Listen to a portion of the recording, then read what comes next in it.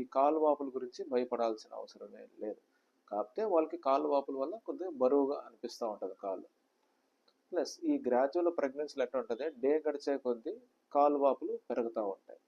So దానికి రెగ్యులర్గా walking చేస్తూ ఉండండి ప్రెగ్నెంట్ వాళ్ళు.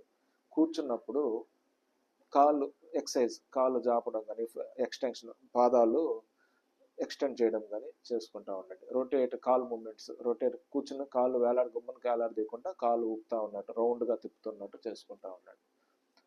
పడుకున్నప్పుడు కాళ్ళు ఎత్తుగా పెట్టుకోండి, కాళ్ళ కింద దిండ్లు పెట్టుకుని పడుకోండి.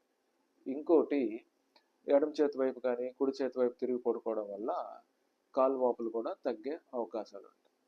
సో ఈ కాలు వాపుల్లో కూడా కొంతమందికి డేంజర్ సైన్స్ కూడా చూపిస్తారు కాలు వాపులు ఉన్న వాళ్ళకి.